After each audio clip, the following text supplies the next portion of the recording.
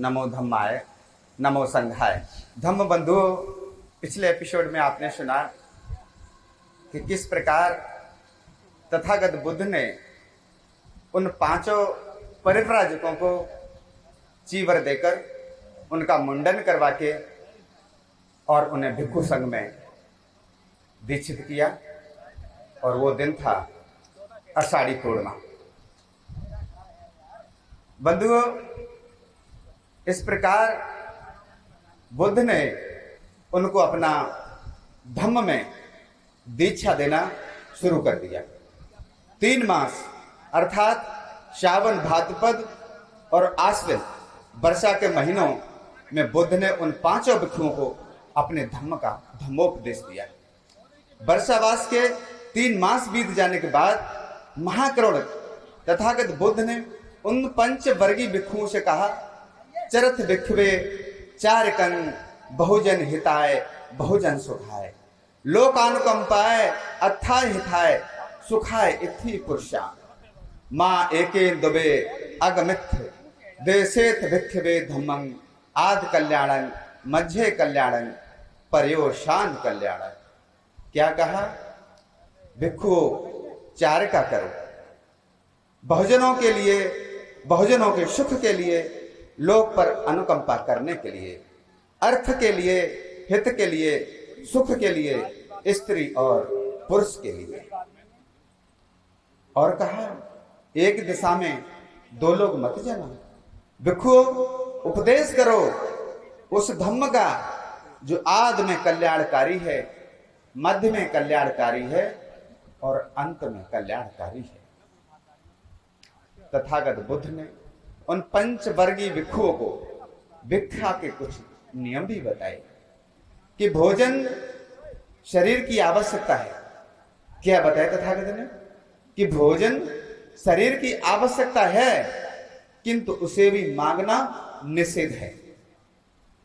भिक्षु भोजन के लिए पात्र लेकर निकलना और कम से कम 3 घरों में, कम से कम 3 घरों के सामने जाकर खड़े हो जाना और अधिक से अधिक 5 घरों के सामने जाकर मौन खड़े हो जाना।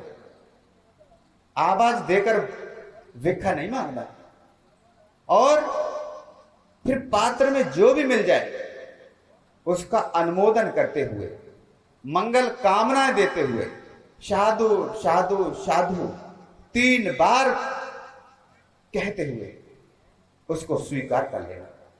बंधुओं, वे 5 भिक्षु आश्विन पूर्णिमा अर्थात क्वार मास की पूर्णिमा के दिन तथागत बुद्ध के धम्मानुसार उनके आदेश पाकर और धम्म के प्रचार प्रसार हेतु अलग अलग दिशाओं में निकल पड़े। आज आश्विन पूर्णिमा को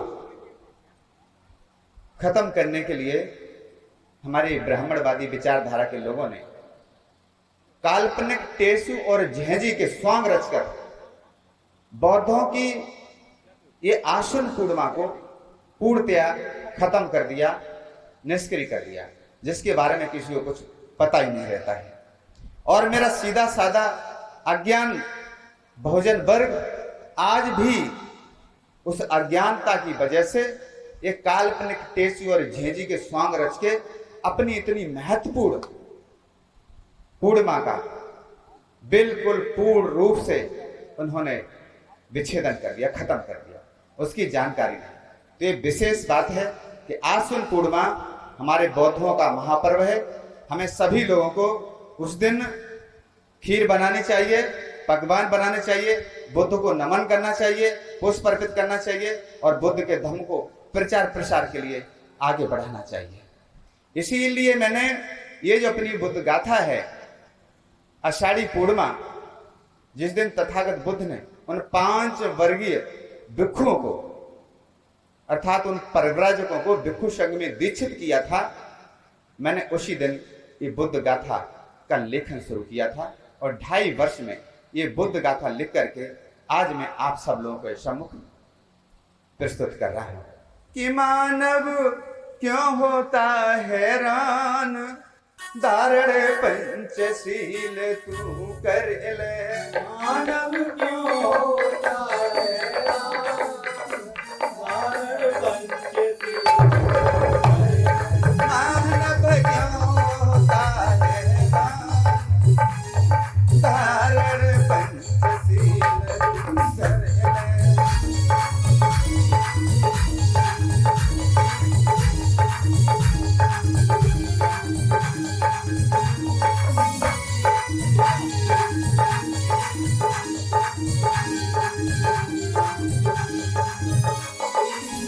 धारण पंचशील तू करेल कि धारण अष्टशील तू करेल मानव क्यों होता है राम धारण पंचशील तू करेल।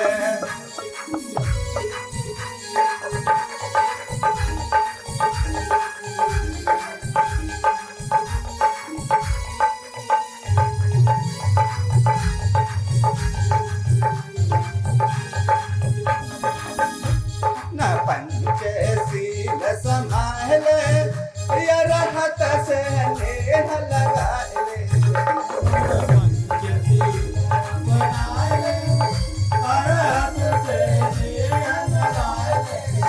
मन पंचशील संभाल या रहत से नेह लगाए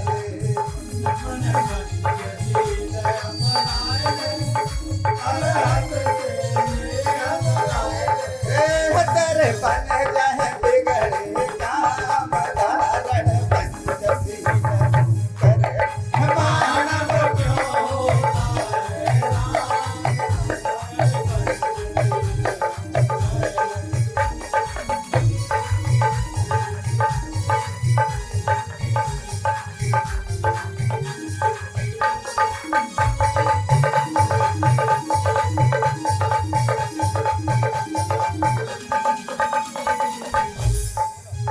होता है करुणा के सागर कर जीवन ज्योति उजागर बुध में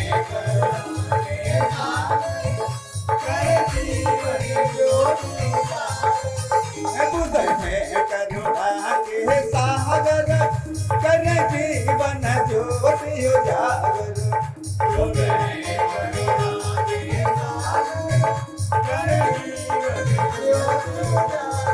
सबको दे गए धम्म का ज्ञान धारण पंचशील मानव क्यों होता है राम धारण पंचशील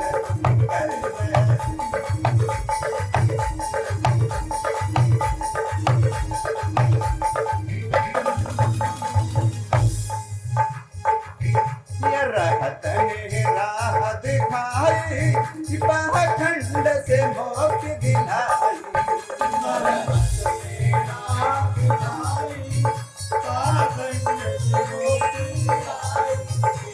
रहत ने राह दिखाई पाखंड से मोक्ष दिलाई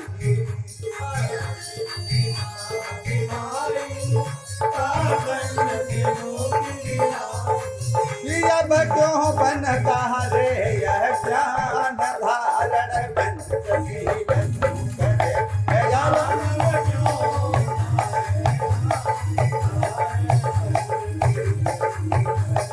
मानव क्यों होता है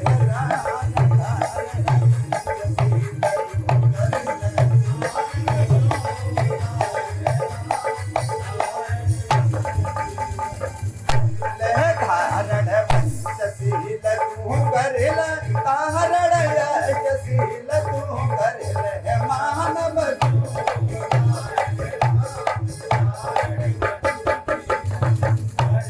मानव क्यों होता है मानव क्यों होता है।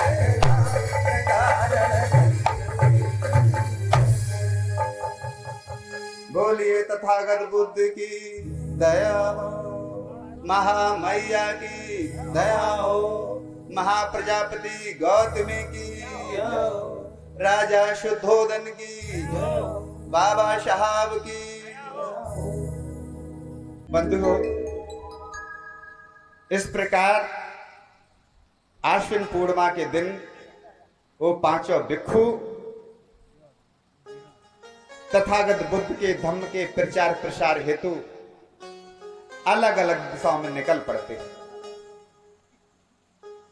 और बुद्ध की देशना देते हैं, बुद्ध के धम्म के बारे में लोगों को बताते हैं और लोग धम्म की देशना सुन करके अपना जीवन सुखी बना लेते हैं। उधर वाराणसी में काश्यप नाम का एक परिवार रहता था। उस परिवार में 3 बेटे थे। ज्येष्ठ पुत्र ने संन्यास ले लिया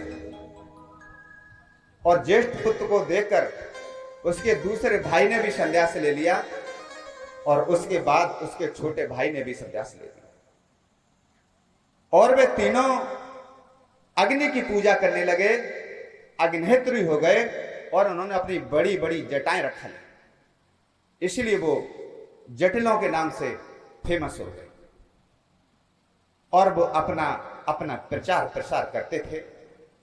एक दिन उन जटिल जो सबसे बड़े थे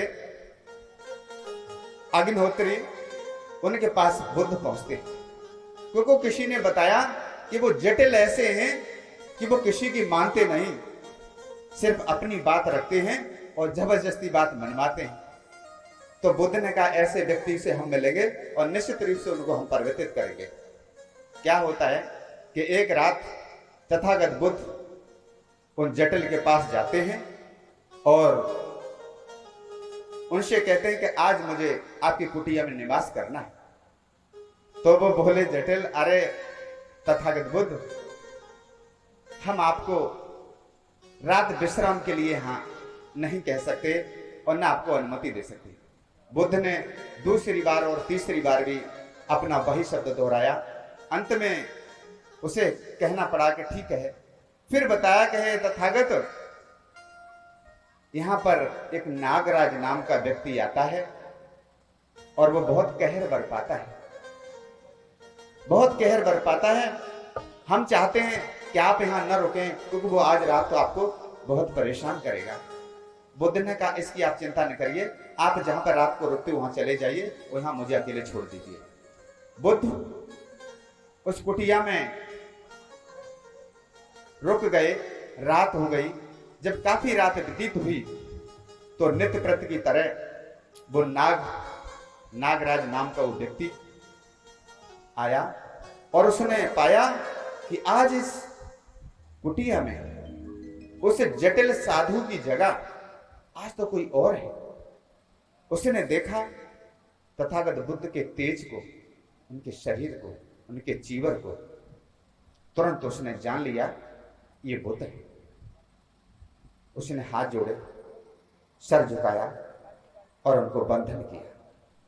बोले तथागत, मैंने सुना है कि तथागत बुद्ध आए हुए हैं और वो देशना करते हैं, क्या आप वही तथागत बुद्ध हो? बुद्ध ने कहा हाँ। तो उस रात उसने बुद्ध की देशनाएं सुनी और अपने आप को उसने परिवर्तित किया और जब सुबह हुई तो वो नागराज चला गया और कहता गया कि हम अपने लोगों को प्रचार प्रसार करवाएंगे, क्योंकि वो नागराज लोग, नागवंशी लोग बुद्ध के उपासक थे। अब आप कहोगे बुद्ध तो अभी बने तो उपासक वो कैसे हो गए? तो मैंने कहा है, प्रमाण है कि बुद्ध से पहले और भी बुद्ध हुए हैं। 27 बुद्ध हुए हैं। कई आपको बाद में इस गाथा के दौरान प्रमाण भी मिले कि हाँ बुद्ध हुए हैं। तो इसीलिए बुद्ध की बराबर गाथा चलती आ रही थी। लेकिन ये जो हमारे बुद्ध हुए ये सम्यक संबुद्ध हुए। 28वें बुद्ध सम्यक संबुद्ध हुए। सम्यक का मतलब होता है कि समस्त प्रश्नों का उत्तर देने वाले, अर्थात सभी प्रश्नों का अपने आप से उत्तर देने वाले, उनको सम्यक संबुद्ध कहते हैं। तो जब वो जटिल आए, उन्होंने देखा कि आज तो वहां पर बुद्ध आए हुए थे, मेरे मेहमान मरे पड़े होंगे। वो के मन में ऐसे विचार चल रहे थे। जब वो अंदर प्रवेश हुआ तो बुद्ध अपने आसन लगाए बैठे थे। उसने बुद्ध के देखा, नमन किया और बोला तथागत बुद्ध, क्या आज वो जटिल नहीं आया? बुद्ध ने कहा हाँ हाँ, क्यों नहीं आया है। तो बुद्ध क्या हुआ? बोले वो हमसे पूरी रात देशना सुनता रहा है और धम्म में प्रवेश करने के लिए आग्रह करके गया है और वो अपने वो और भाई बंधुओं को सबको बुद्ध के धम्म में प्रवेश कराएगा। जब उस जटिल ने ये बात सुनी तो वो भी खुशी के मारे तुरंत बुद्ध के पैरों में पड़ गया, चरणों में गिर गया। बोले तथागत बुद्ध, मुझे अभी अपने संग में दीक्षित कर लो और मुझे अपना भिक्षु बना लो, अपने संघ का भिक्षु बना लो। जैसे ही जटिल तैयार हुआ, बुद्ध ने उसके निवेदन को स्वीकार कर लिया और उसने अपनी जो भी ताम झाम माला फाला सब नदी में फेंक दी, डाल दी, टाट कमंडा जो भी सब खत्म करके, और बुद्ध के पास जाके सर गंजा करके मुंडन करवा के सब बाल बाल साफ करवा के और चीवर लेकर के भिक्षु बन गया। उधर क्या था, उनके और जो भाई थे ना, नदी कश्यप, वो उस नदी के किनारे अपनी झोपड़ी डाले, अपना आश्रम बनाए बैठा था। तो जब सुबह वो स्नान के लिए गया तो उसने देखा कि ये कमंडल, ये कपड़े, मालाएं, ये तो मेरे भाई की हैं, मुझे लग रहा किसी ने उनको खत्म कर दिया। तो वो भी चलाया, उसने अपने और जो गया कश्यप जो गया में रहते थे उनको खबर दी कि भाई मुझे लगता अपने भाई को किसी ने मार डाला। वो दोनों भाई चले आए अपने शिष्यों के साथ, तो देखा कि वो तो अपने भिक्षु संघ में दीक्षित हो गए, और जब उनको पता लगा कि ये तो बुद्ध की शरण में आ गए, तो वो भी दोनों भाई बुद्ध की शरण में आ गए। इस प्रकार से उन तीनों जटिलों ने और उनके सभी शिष्यों ने बुद्ध के धम्म को अंगीकार कर लिया। बुद्ध का धम्म दिन दूना रात चौगुना बढ़ता चला जा रहा था। जो भी बुद्ध की देशना सुनता एकदम बुद्धमय हो जाता। आगे क्या होता है बंधुओं, एक दिन तथागत बुद्ध चार का करते करते राजगृह पहुंचे। राजगृह में पहुंचे और वहां पर वो निवास गए। तो तथागत बुद्ध के जो पंचवर्गीय भिक्षु थे, उनमें एक भिक्षु का नाम था पुराना अश्वजी। अश्वजी एक दिन चारका करने के लिए, भिक्षाटन के लिए उस राजगृह में प्रवेश होते हैं। अपना चीवर डाल के भिक्षा पात्र लेकर के वो दरवाजे पर किसी के प्रवेश करते हैं और मौन जाके खड़े हो जाते हैं भिक्षा के लिए। तो सारिपुत्र और मोगललान, ये संजय नाम के एक परिव्राजक थे, उनके और भी 200-250 शिष्य थे। उन्हीं में से ये दो तरण साधु थे, साधु कहें इनको, सारिपुत्र और मोगललान। तो उन्होंने, सारिपुत्र ने देखा कि कोई बड़े धीमे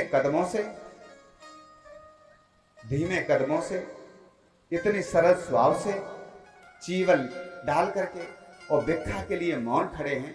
निश्चित रूप से ये बहुत बुद्धिमान और ज्ञानी हैं।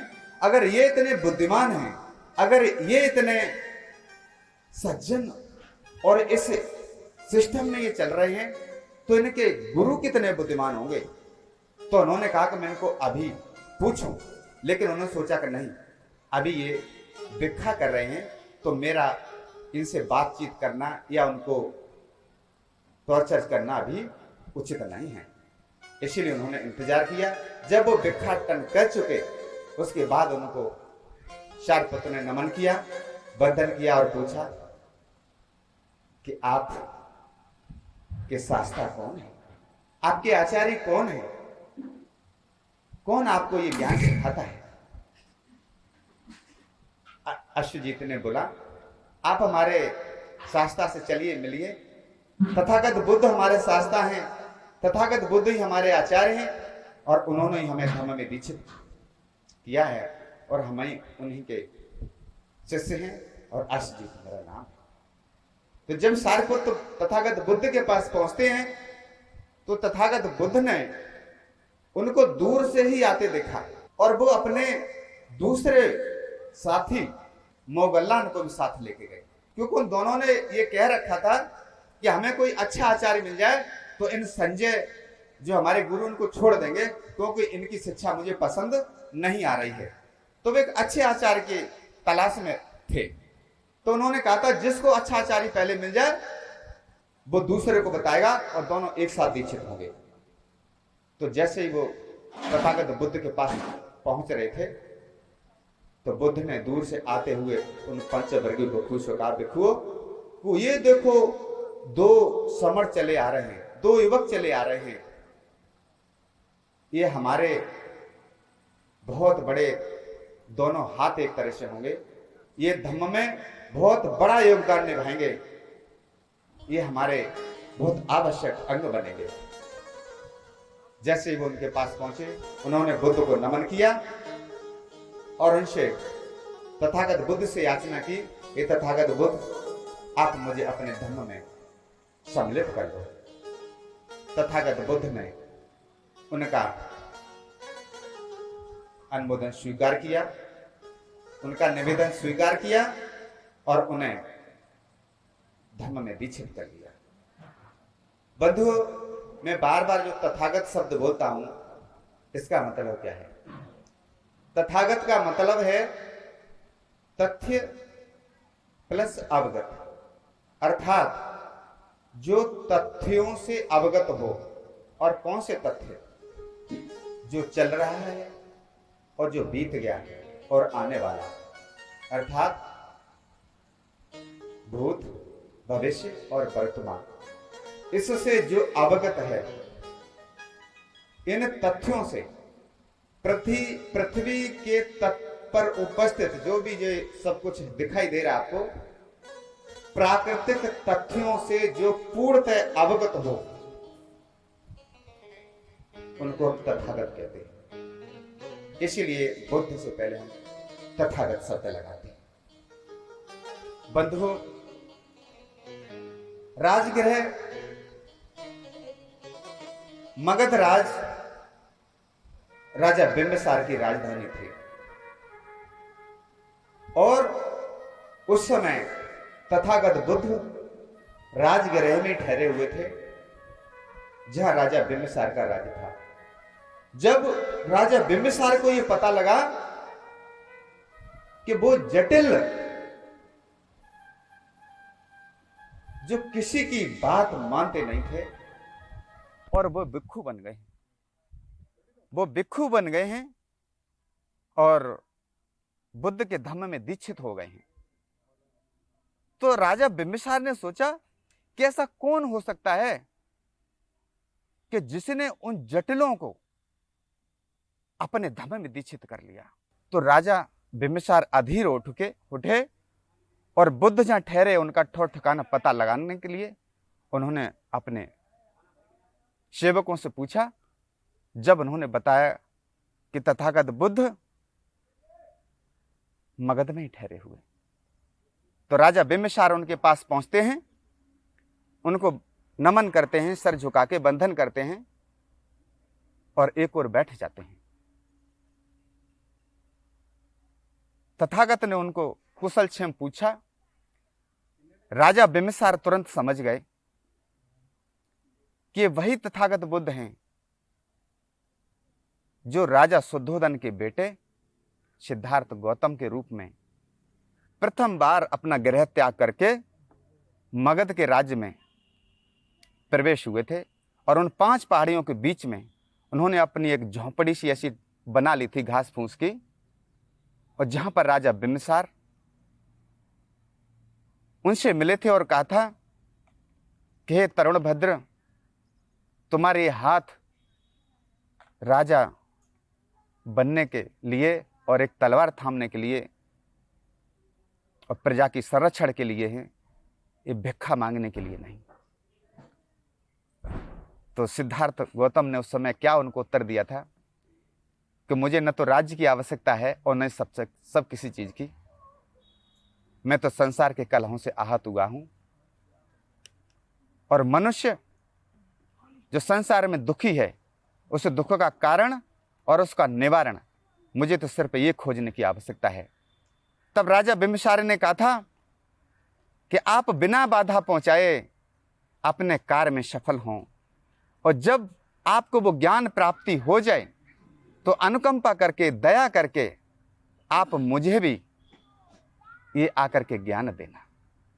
राजा बिंबिसार तुरंत उनके समझ में आ गया, तो उन्होंने धम्म में दीक्षित होने के लिए तथागत बुद्ध से याचना की।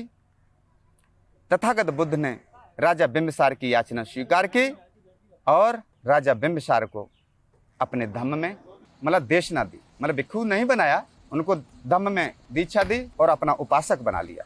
जब राजा बिंबिसार बुद्ध के धम्म में दीक्षित हो गया, अर्थात उसने बुद्ध के धम्म को अपना लिया, उपासक बन गया और बुद्ध के धम्म के अनुसार, धम्म के नियमों के अनुसार वो अपना राज करने लगा।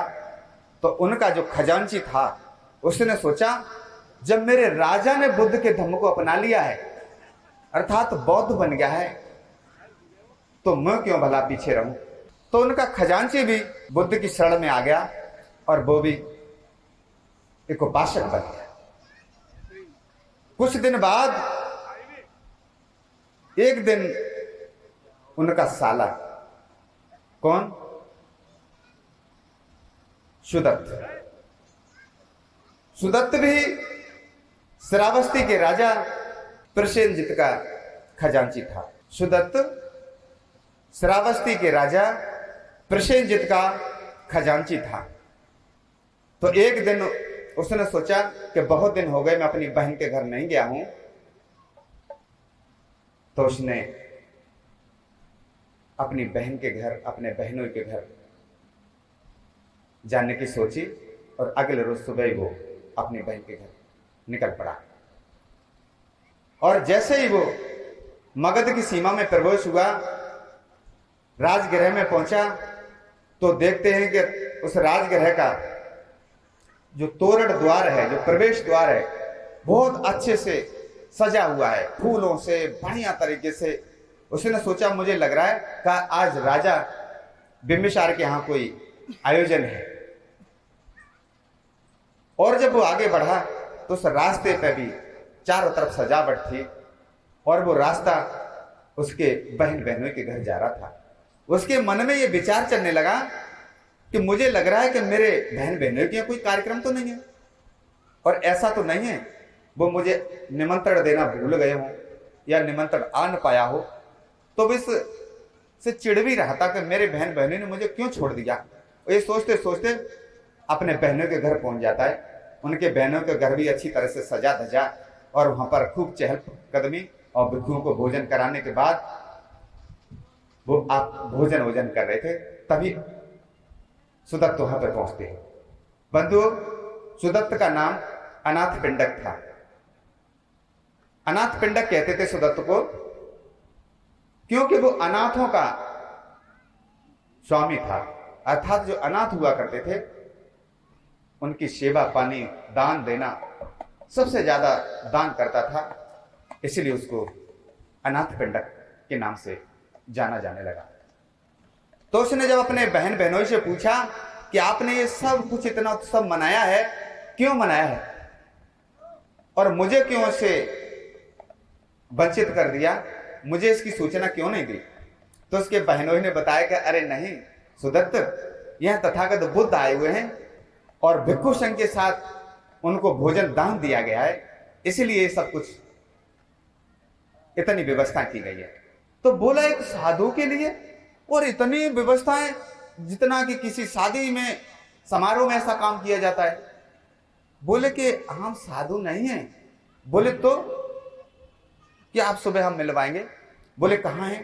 कि अभी तो भिक्षु संघ के साथ में उस स्थान पे मैंने, अमुक स्थान पे मैंने ठहराया है उन्हें, और सुबह होते ही तुम्हें उनसे मिलवाएंगे, मुलाकात करवाएंगे। उसके मन में रात भर ये चलता रहा कि मेरे बहनोई ने एक साधु के लिए इतना बड़ा ये सब तामझाम करा है, क्या है उस साधु के अंदर। उसने सोचा कि मैं सुबह ही सबसे पहले जाऊंगा और पूछूंगा कि मेरा नाम क्या है। अगर साधु ने बता दिया कि तुम्हारा नाम है तो तुम्हें जान जाऊंगा, हाँ पहुंचा हुआ साधु है, न तो बेकार पैसे खर्च कर दिए, बेकार गया पैसा। रात भर वो सो नहीं सका और सुबह ही 4 बजे उठ के वो वहां पहुंचा जहां तथागत बुद्ध भिक्षु संघ के साथ ठहरे हुए थे। तो जैसे ही वो गया तो तथागत बुद्ध मतलब चहलकदमी कर रहे थे, चल रहे थे, घूम रहे थे, टहल रहे थे। और जैसे उन्होंने सुदत्त को देखा तो बुद्ध ने कहा, आओ सुदत्त कैसे हो। तो बोला, इस समण से मैं कभी मिला भी नहीं, इनको मैं कभी जानता भी नहीं, इन्होंने मुझे कभी देखा नहीं, मेरे बहनों रात भर इधर कोई आया नहीं, तो इन्होंने नाम किसी ने बता दिया। ये सुनते ही वो तो बुद्ध के पैरों पर गिर पड़ा। बोला, आपको कैसे पता मेरा नाम सुदत्त है। बोले हाँ, अनाथ पिंडक, अनाथों को शरण देने वाले सुदत्त, तुम सुखी रहो। तो उसकी इतनी आस्था जागृत हो गई कि उसने तुरंत ही निवेदन बुद्ध से किया, तथागत बुद्ध एक दिन भोजन के लिए हमारे यहाँ आप आमंत्रित हैं। बुद्ध ने कहा ठीक है, आपका निवेदन स्वीकार है। और बोले आप अकेले नहीं, ये तमाम सब भिक्षु संघ के साथ। बोले ठीक है। और बोले फलाने दिन श्रावस्ती में आपको आना है। बुद्ध ने कहा हम पहुंच जाएंगे। अब वो वहां से चल दिया। बहन बहनों से बोला अब हम चल रहे हैं। बस बुद्ध तो महान, ये तो शास्त्र है, हमें जाने दीजिए। अब वो रास्ते में ये सोचता चला रहा कि मैं बुद्ध को ठहराऊंगा कहां। इतना बड़ा मेरा घर नहीं है, बड़ा भले ही है लेकिन इतना बड़ा नहीं कि 500 भिक्षुओं के साथ तथागत बुद्ध, इनको कहां पर रोकेंगे आप, इनके लिए इतनी जगह कहां है। तो उसने विचार किया कि सबसे अच्छी जगह कहां है।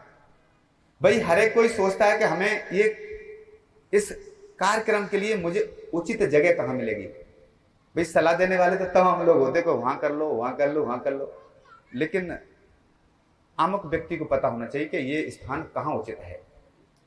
तो अनाथ पिंडक ने सोचा कि राजकुमार जो श्रावस्ती का जेत कुमार, उसका जेतवन एक बाग है, बगीचा है।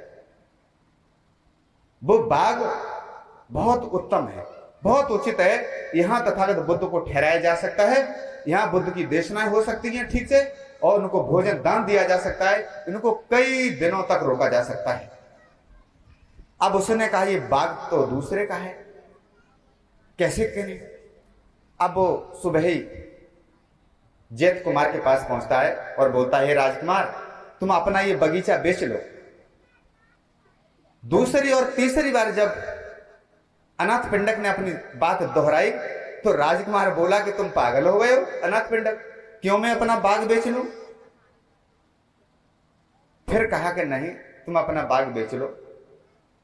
तो राजकुमार बोला तुम्हारे पास पैसे हैं तो एक सोने का सिक्का रखो और उतनी जगह तुम्हारी, 2 सोने के सिक्का रखो, 2 उतनी जगह तुम्हारी, और जितने सिक्के तुम्हारे पास हो उतने बिछा दो और उतनी जगह खरीद लो। बोलो कितना बाग चाहिए आपको। अनाथ पिंडक ने कहा कि राजकुमार तुम मुकर तो नहीं जाओगे। बोले कि नहीं मुकरेंगे। जब 3 बार बात हो गई तो इधर अनाथ पिंडक ने बैलगाड़ियों में भर भर के सोने के सिक्के मंगवाने लगा और वो सिक्के इधर से रखवाने लगा। और जैत कुमार को बोला कि अपने नौकरों से बोलो कि सिक्के समेटते जाएं और आपके घर ले जाएं और ये बाग मेरा। देखते देखते उसने पूरे बाग में सिक्के बिछा दिए। राजकुमार ने सोचा ये बाग खरीद किसके लिए रहा है, इतना पैसा बाहर आए, आखिर वजह क्या है। जब उसने कारण पूछा तो पता लगा तथागत बुद्ध को ठहराने के लिए। राजकुमार ने कहा बुद्ध कोई ऐसी चीज है जिनके लिए इतना पैसा खर्च कर रहा और हम पैसा ले रहे। और वो एकदम में बोला हाथ जोड़ करके अनाथ पिंडक बस ठहरो, तुमने मेरा बाग की जमीन तो ले ली लेकिन जो ये पेड़ लगे हैं ना वहां तुमने सिक्के नहीं रखे ना, वो मेरी है, इनमें तुम्हारा हक नहीं है। बोले क्यों। कि ये तो पेड़ हमारे हैं और हम तुम्हारे हाथ जोड़ते हैं। ये जितने पेड़ है ना इनकी जो ये छांव है बुद्ध के लिए, बुद्ध की देशना के लिए, बुद्ध के भिक्षु संघ के लिए, उनके ठहरने के लिए, उनकी छांव के लिए। अनाथ पिंडक ये मुझे दान कर देना, इतना दान मैं करूंगा। अनाथ पिंडक ने कहा ठीक है मैं कम मना कर रहा हूं, अच्छी बात है। तुम्हारा यदि ये भाव है, श्रद्धा उत्पन्न हो रही है तथागत बुद्ध के प्रति कि ये बाग के पौधे, ये छांव तथागत बुद्ध के लिए समर्पित हैं, आप इसमें हकदार हैं। इस तरह से वहां पर तथागत बुद्ध पधारते हैं अपने भिक्षु संघ के साथ। और जब श्रावस्ती के राजा प्रसेनजित को पता लगता है कि हमारे खजांची ने तथागत बुद्ध की शरण ग्रहण कर ली है, और बुद्ध को सब कुछ समर्पित कर दिया है।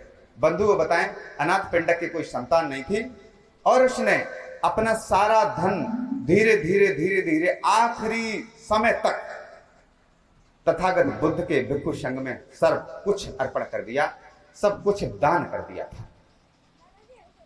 तो जब राजा प्रसेनजित को ये सब कुछ पता लगा तो राजा प्रसेनजित ने अपने रथ में बैठ करके और उस बाग तक पहुंचा और पहुंचने के बाद वहां उतरा और पैदल चल करके तथागत बुद्ध के पास पहुंचा, उनको झुक करके नमन किया, वंदन किया और एक ओर बैठ गया। एक ओर बैठे राजा प्रसेनजित को देखकर तथागत बुद्ध ने राजा प्रसेनजित से कुशल क्षेम पूछा और कुशल क्षेम पूछने के बाद राजा प्रसेनजित ने निवेदन किया, तथागत बुद्ध आप मुझे भी अपनी शरण में ले लो और मुझे भी धर्म में दीजिए। राजा प्रसेनजित की याचना बुद्ध ने स्वीकार की और राजा प्रसेनजित बुद्ध के धर्म में दीक्षित हो गए।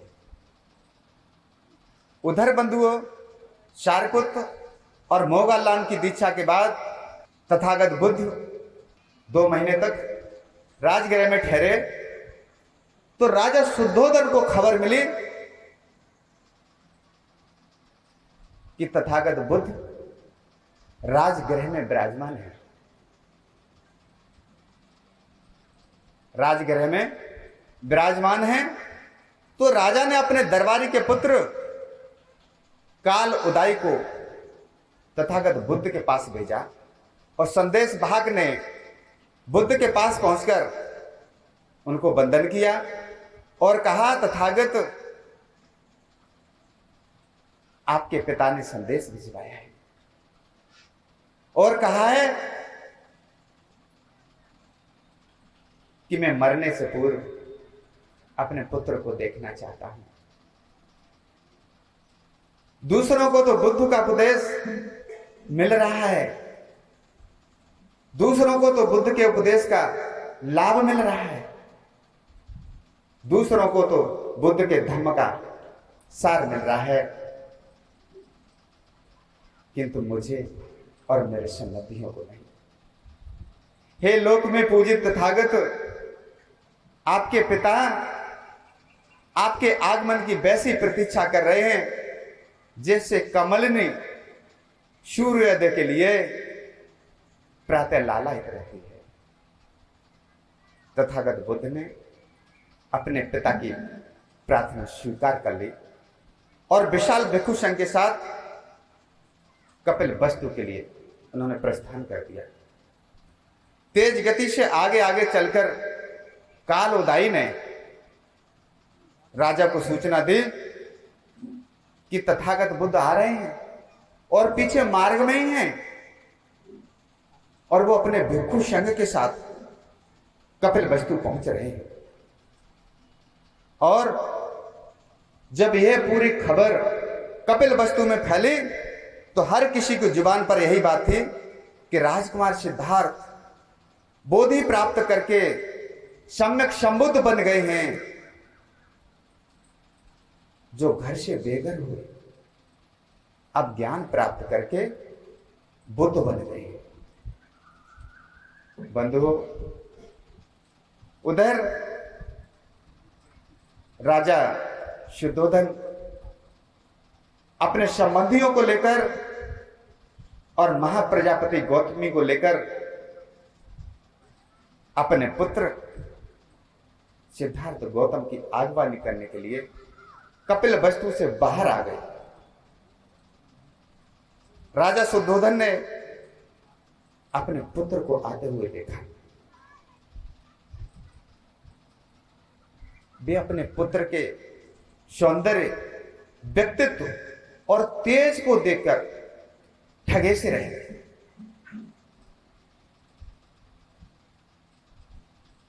अपने मन में बड़े प्रमुदित हो उठे, मतलब खुश हो उठे, प्रमुदित हो उठे कि मेरा पुत्र कितना मेरा पुत्र ज्ञानवान है। क्या होता बंधुओं, उनके मन में ये विचार आने लगे,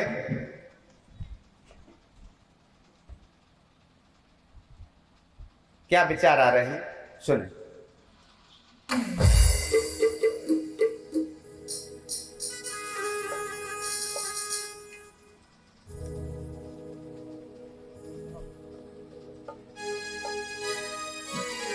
कैसे विचार आ रहे हैं राजा शुद्धोधन के मन में। मन में आशा लगी आई शुभ है गड़ी दिल गवारा, इतना प्यारा ये सुत है हमारा।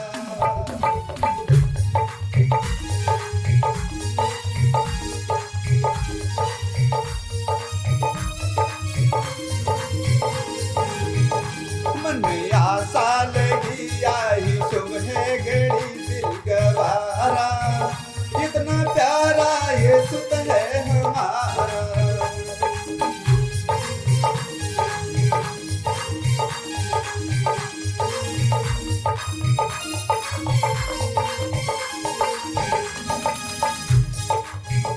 मैंने बेटा है कब से निहारा, मेरी अखियों का है ये तारा।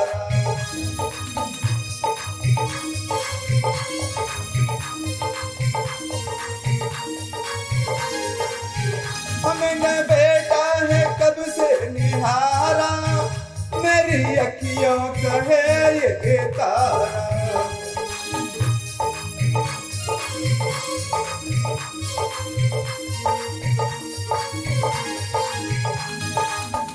नाम लेकर पुकार गले तुमको लगा ले बेटा न्यारा, इतना प्यारा ये सुत है हमारा।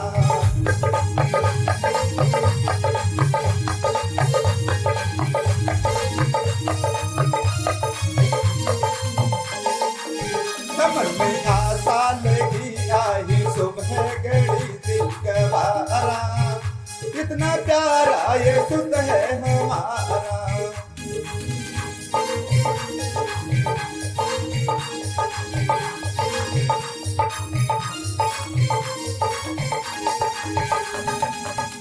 ये भी लाशा ये मन की बताऊं, अपने सुत को गले से लगाऊं।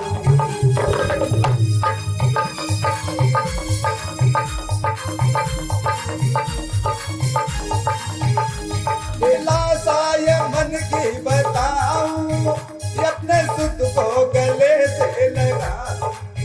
मन में उलझन बड़ी आई कैसी घड़ी से बिचारा, इतना प्यारा ये सुत है हमारा।